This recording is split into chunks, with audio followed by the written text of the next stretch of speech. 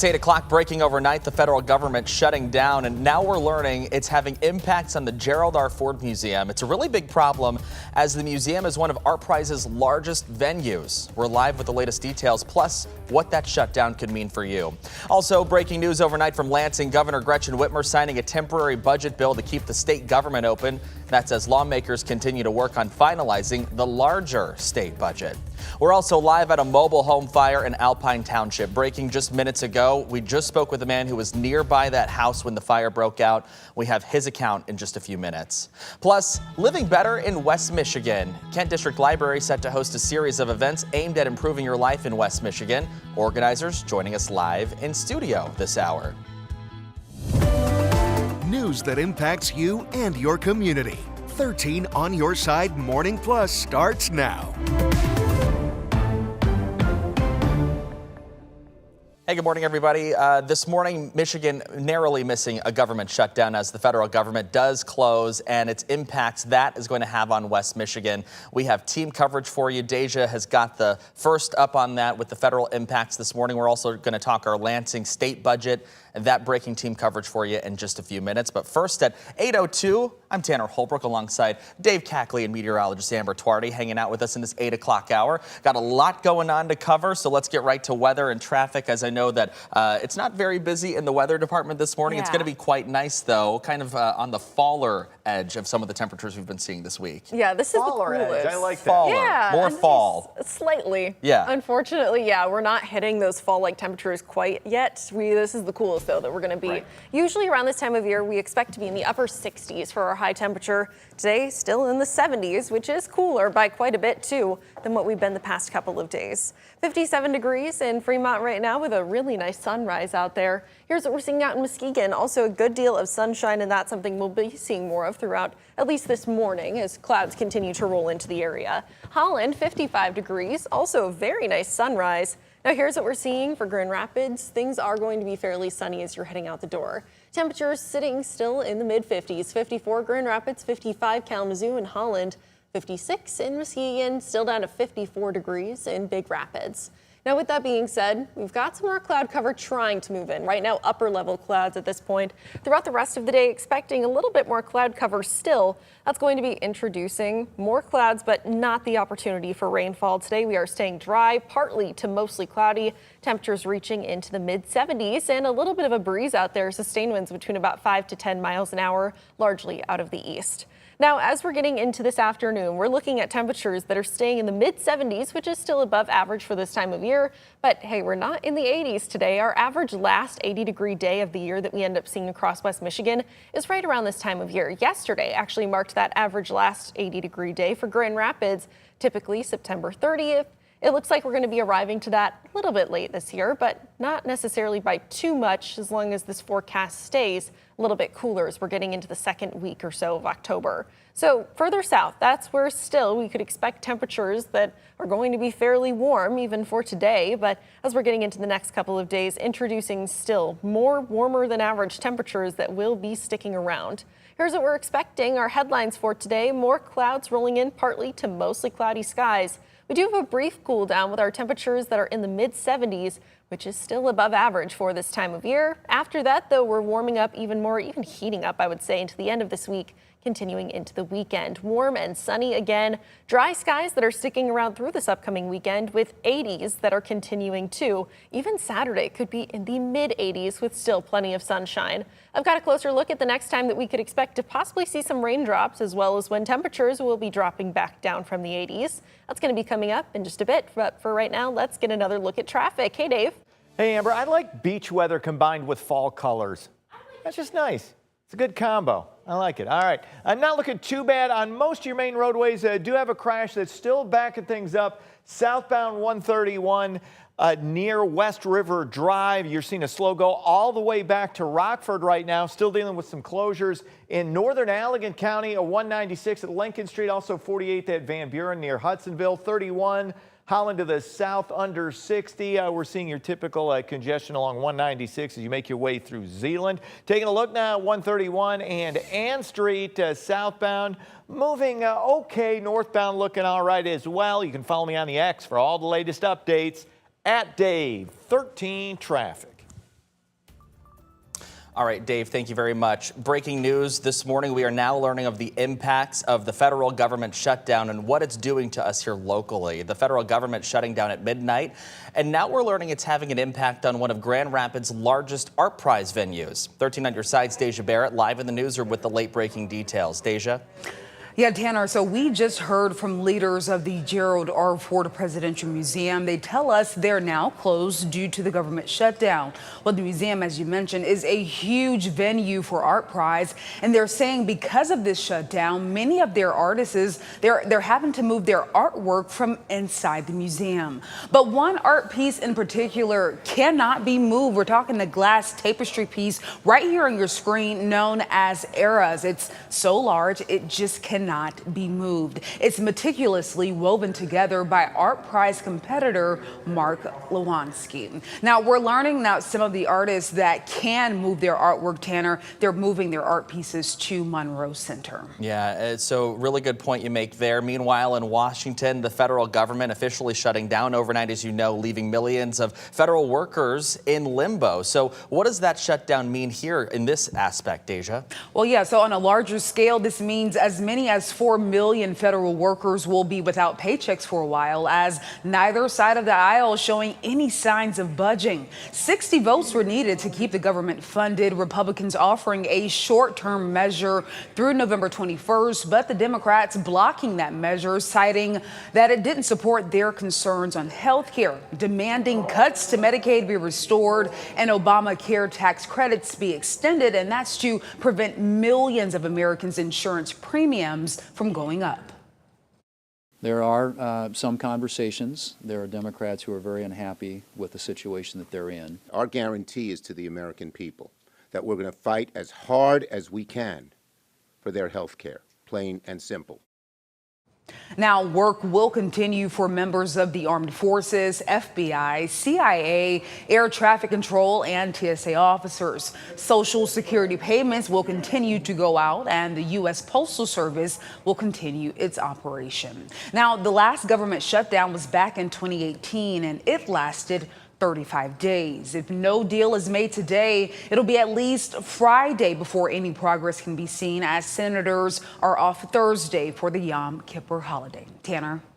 Deja in the newsroom giving us those late breaking details. Deja, thank you. We are also following breaking news from the state capitol in Lansing.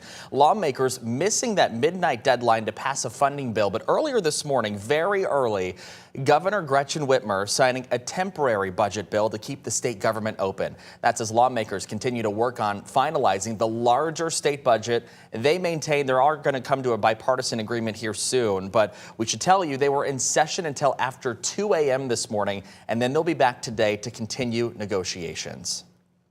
So right now we're working on hashing out some of the finer details of the budget, but getting to this process is where a lot of the challenges have been, right? Like anytime we're taking huge structural reforms, like reforming the transparency of our government operations, the way budgets are done, opening that up to the public, that's going to challenge some people and challenge the status quo. When you do that, it's a harder conversation to have and take some time.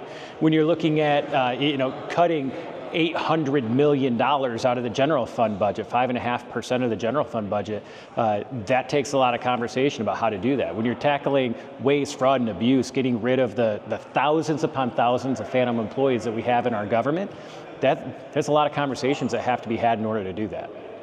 Is there anything major among those list of things that had to be hashed out that have, to your knowledge, already been hashed out? An agreement has been reached? Are you aware of that? Pretty much everything I just talked about. Those are the things that have now we're on solid footing on. You know, we're tackling the waste, fraud, and abuse by getting rid of thousands of phantom employees.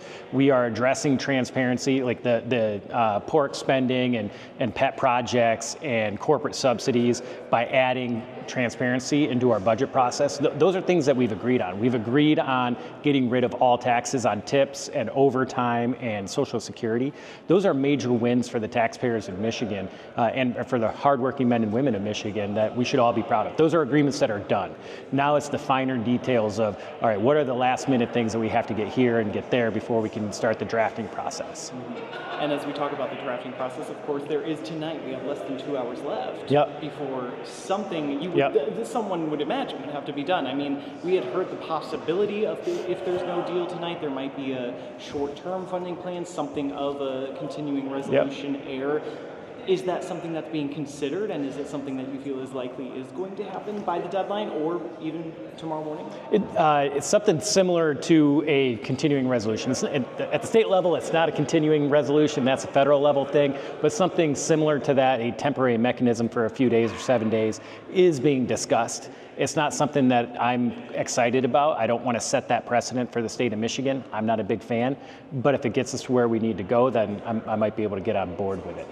The reality is we are so close to finalizing everything and just getting it into the drafting form that the machinations of government shouldn't be interfered whether or not it's voted on and signed into law by 11:59 tonight or not. And so what do you make of that? I mean, we had heard from the governor that tomorrow government services will continue. Right. But just like from the layman, I mean, like they may think if we don't have a deal, I mean, how does that even happen? I mean, are you aware of what that consideration is? Yep, absolutely. So again, and these are questions that I'm getting a lot. A lot of this comes down to fear-mongering and political rhetoric that we've seen in the past here in Michigan and also at the federal level. You know, if you look back to 2007, 2009, as soon as we had the quote-unquote government shutdown, Governor Granholm lifted all the bridges in Republican districts around the state at 12:01, even though it was all funded for a period of time, right? Like it was all political rhetoric, and there's a lot of that going on now. The reality is, because we are so close to a deal and it's virtually just down to drafting and the timing with drafting, and we're confident in the fact that it can get done, the machinations of government don't have to stop. The government can't spend money where the Constitution prevents us from spending money, but it does allow us to incur expenses. Now again, don't get me wrong, that is not the ideal situation. We should never be in this situation. A budget should have been done months ago, and if we were open to raising all sorts of income taxes, then on the taxpayers of Michigan, then we would have had a budget done months ago. But we weren't, and so we wanted to make sure to stand up for the people of Michigan. Gotcha. So you say that's more so kind of political rhetoric. So if there was something like a CR, or if there was no deal tonight, what would you call it if not a shutdown? I mean, how would you describe it? The interim, the reality is like, it'd be one thing if we weren't close to a deal and the quote unquote shutdown was going to drag out for a week or 2 weeks or 3 weeks. Then that's when you have to look at, all right, how do we conserve money, the money that we have and the operations that we have over that extended period of time. But with how close we are to getting things finalized and started in the drafting process, where we are confident it's going to be done, the governor is confident it's going to be done, the majority leader in the Senate sounds like is confident it's going to be done within a couple days, there isn't an issue. Gotcha. And we've talked a little bit about general government, but the second big part of that, of course, is school aid. I mean, has there been any progress there, especially on one of the major points that schools have been talking about, whether or not the legislature will actually designate dollars for universal meals, or whether or not it would be more of the House's proposal to kind of like generalize those dollars? What's the movement there? So what I would say, I believe, at least the last I heard, the K-12 budget was furthest along in progress, right? So we're really close to getting everything done there. And to your point about taxpayer-funded breakfast and lunch for students, that number one, that was protected in our plan as well. I mean, we provided all of the funding for it like months ago when the Democrats were saying that we were cutting it. That's patently false. It's not true. Everybody knows that's not true. But I just want to make sure to highlight that. Now, I will say we did specify in a dedicated line item. As of right now, there's agreement that there will be a dedicated line item for that program, just to make sure everybody knows that this is funded and it will be funded. Gotcha. Is it? May not know the exact specifics. Is it a similar funding level to what was the last couple of years, or has it been altered? I believe it's been increased. I don't know. Again, the deal is it's not 100% finalized, and I don't want to say something that I can't say just yet. When we have 100% certainty on that, I'll be certain to let you know. For sure. So what would you kind of, last parting message here, I mean, like what would you kind of say to people, especially state employees who may be it just might be uncertainty Yep. for them. They might Yep. wake up in the morning and be like, oh my gosh, Yep. am I going to go to work today? Am I going to get paid at the Yeah. end of the week? What's your message to them? So my message to especially the state employees, like, look, I understand the frustration. I'd be frustrated too. Totally get it. Understand it's business as usual right now.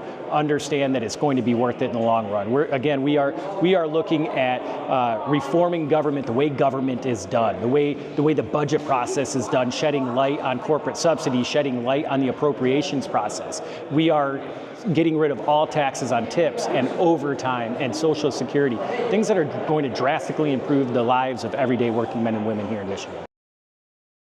That was Republican Congressman Brian Posthumus on the situation. We do know the 24% wholesale tax on marijuana passed the House to support road funding, a major priority rather in these discussions. We also know another plan passed by the House will put more of the state's income tax dollars towards local roads. Other areas that could be under threat include, as we've been saying, schools. School leaders have told us they might last just weeks without a budget before they would have to start considering other options like loans to make ends meet. State funding for universal school meals will stop. All right, stick with us this morning as we continue to monitor any more developments from Lansing. We also want to let you know experts say this shutdown could be different from those in the past. It will delay the release of the Labor Department's monthly jobs report due Friday. It informs economists, businesses, and even the Federal Reserve about the state of the economy. Experts say adding more uncertainty could further slow the economic engine. We certainly see that when times are uncertain, people have a harder time making decisions. So that slows down economic activity that we see amongst consumers, but also amongst businesses. And so this is just one more thing to add to that list of items that are making the economy a bit uncertain at this point. We want to bring a clarification, too, by the way, to the school lunches issue there for the state of Michigan. That is actually good. School lunches were voted on, and those will continue. School meals, that is. So meanwhile, the Trump administration federally warns this federal shutdown could cause permanent cuts to the federal workforce, putting more job hunters on the market. More continuing coverage all day for you from Lansing and Washington, D.C. as both the state and federal lawmakers work to pass funding bills. Of course, stay with us on air, online, and on 13+. We're following more breaking news this morning. Crews are on scene at a mobile home fire.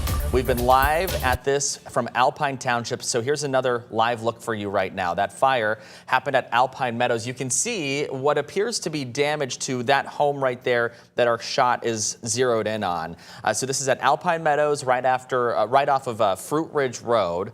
Information right now is very limited. We have spoken with Kent County dispatchers. They say the fire started around 4:30 this morning. We're working to figure out if anyone was hurt in this. Our crew at the scene is not able to get much closer, but you can see that this fire truck remaining on scene. Hoses are still out of the vehicle there, so you can see that they are still kind of working and trying to figure out what sparked this fire.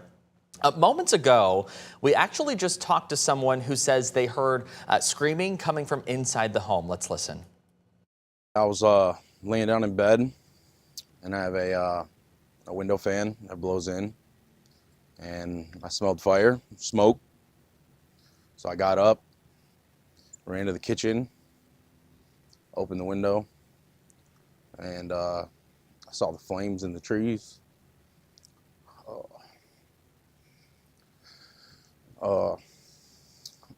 Ran into my parents' bedroom and woke them up.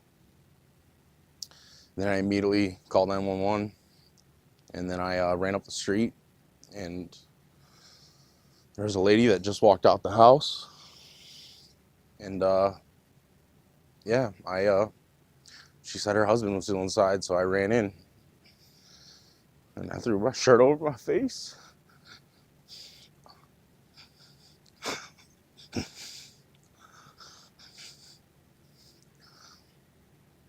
I couldn't breathe. I couldn't see anything. But I could hear the guy yelling.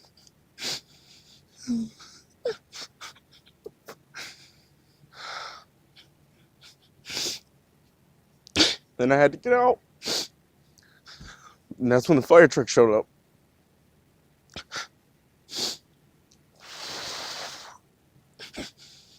Yeah. Did you know the wife and the husband? I have no idea who they were until my mom reminded me who the guy was. Said that he was the guy who walked down and checked the mail every day. I didn't know him personally, but they're neighbors. They just started blowing water, and the medics started checking on everybody.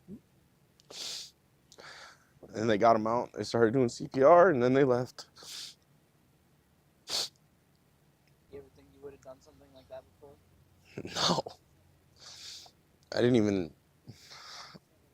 think. I don't know.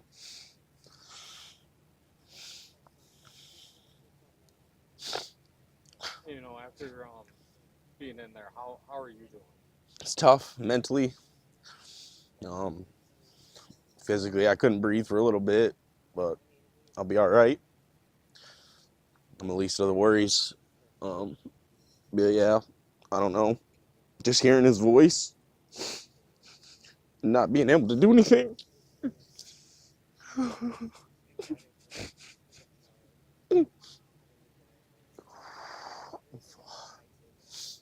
Yeah. Just hearing his voice, not being able to do anything, it's all I've heard for the past 2 hours. This is yells. Was there another person who ran in behind you? Yeah, there was someone. I don't know who it was. He was helping the lady. She was getting in her car to drive away, and he followed me in, and we both had to get out of there. We couldn't see anything. We couldn't breathe. Yeah. We tried.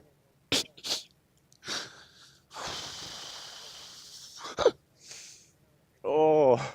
You know, as far as the woman, did she seem okay? Yeah, she seemed okay. She said she got one of her animals out, which was good. But yeah, she was okay. I mean, distraught, crying. But I mean, her husband was inside.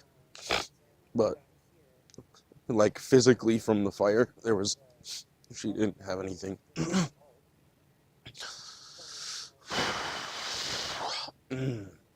Your mom said that there might have been was there a ramp at the house? Was it, you know, if he was... No, I don't think he was handicapped, because I seen him walk every day to the mailbox. And there was no ramp.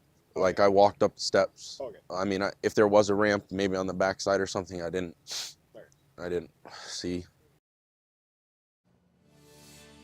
So another live look at the scene there. You can see the scene has calmed down for much of what was a very busy scene earlier this morning. Again, you can see damage there to that one home that we're zeroed in on. One fire truck right there in front of our camera, still on scene with lines out from the vehicle. A little bit of breaking news in this story. We are learning that one person was rescued and is in critical condition at a local hospital there. So again, that person was rescued. They are at the hospital in critical condition. As soon as we learn more from officials, we will bring that to you.